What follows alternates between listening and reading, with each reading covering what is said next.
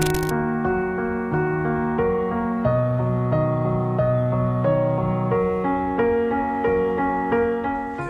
I just came here at the site of Silver Shadow.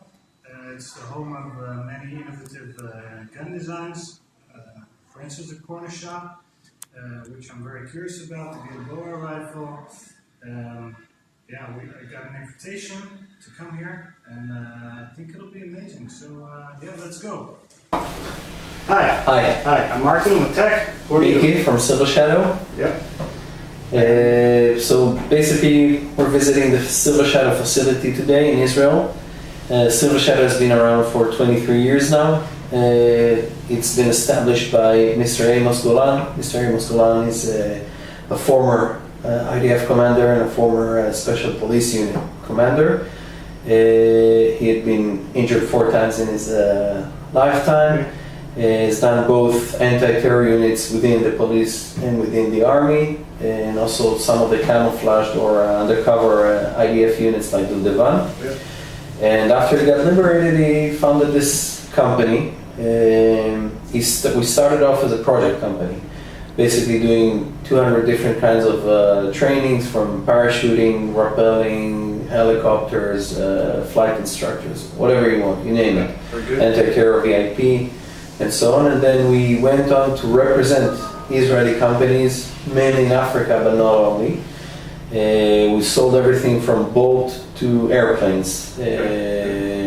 Everything done obviously under MOD rules and regulations, like any Israeli company, any Israeli security company. And about 12 years ago, one of his very good friends from the anti-terror police unit, Yamam, had died in action when he went inside a corridor in Jenin, and he just fell inside the corridor. Someone shot him from an overhead hatch, and they couldn't get to him. He bled to death for 30 minutes, and after that he started thinking what can be done to observe and shoot around the corner.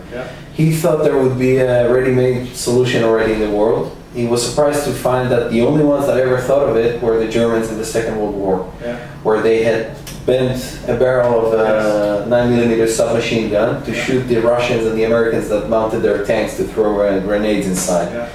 Problem was that when someone came from the other side, they couldn't tilt the weapon the other side, or if someone came straight ahead of them, and the ballistics of the bullet just went crazy because it kept scratching the barrel and exploding the weapon. So that was the only attempt at shooting around the corner. He then came up with a Cornershot. We have 7 different patents on the device itself. The mere idea of tilting a weapon is protected by a patent. Some people try to knock it off, Chinese, Iranians, but not very well, and they're not selling anywhere because, again, normal countries wouldn't buy from them. And it had huge success. I always show this letter right here. This is from the Marines, US Marines. They had used this in Fallujah in 2005. And what they told us is something that we get from any unit that uses it. It's 3 things. 1, less operators die when going into house searches. 2nd, less civilians die because they don't have to go so fiercely inside. So the old man that didn't hear to get out, or the child that was in the bathroom or something like that, doesn't get shot by accident. And 3rd, sometimes they get the guy alive and they can get info from it instead of shooting him. And this is something we know from SWAT teams around the US, from other units in the EU. Again, basically today, any EU, any US, Canadian, Australian, most of the Latin countries, most of all Eastern Europe, or most of Asia use the Cornershot in its different platforms. Basically, it comes. The classic one is 9mm. We'll see it downstairs in a second. But we also have an M203 grenade launcher, which you can use to shoot in riots. You can shoot tear gas or foam, 40mm foam bullets, non-lethal weapons, paintball, airsoft. We also have a Kalashnikov and an M4 version that's more for a static post, like a sniper that wants to sit on a house for a few hours and not get exposed to live fire and someone seeing him on the roof or something like that.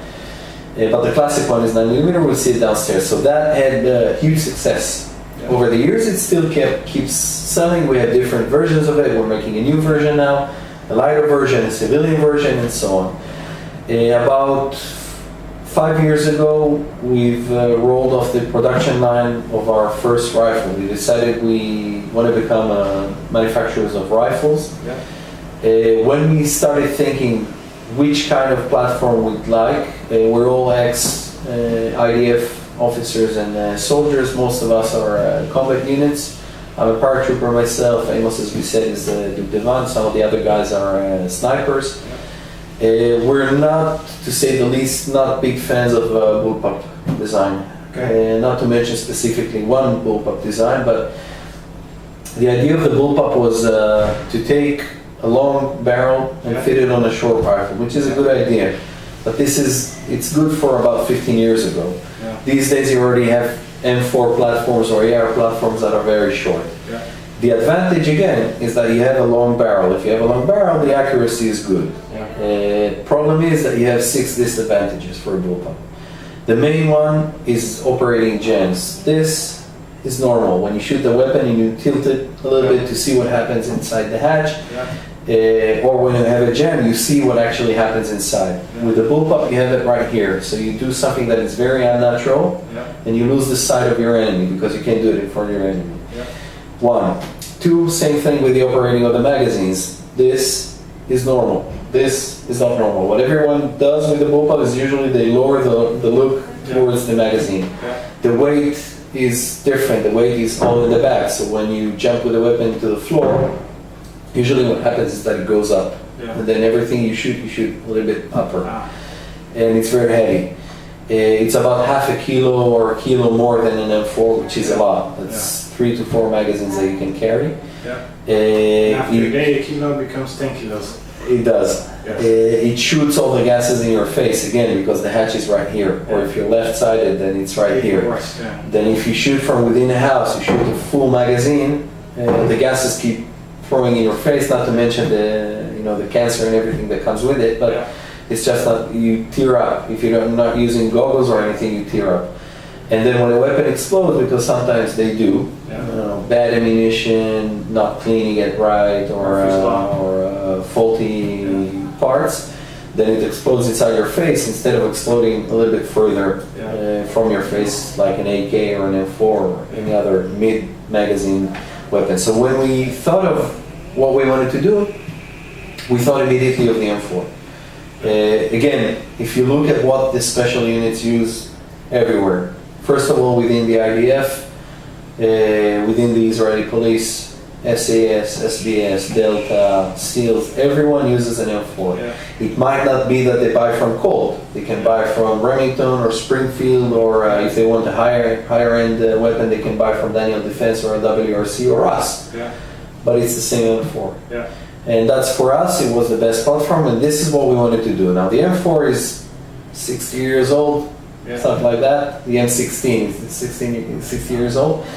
And there's some problems with it. The main thing is that it's produced from very light aluminum. Usually what the big companies do is that they use it, they make it with a forging system, which means that they take a very weak aluminum, they heat it up, and then they press it down to make the lower part and the upper part and some of the inner parts. This way you make large amounts of weapons very cheap and very quickly.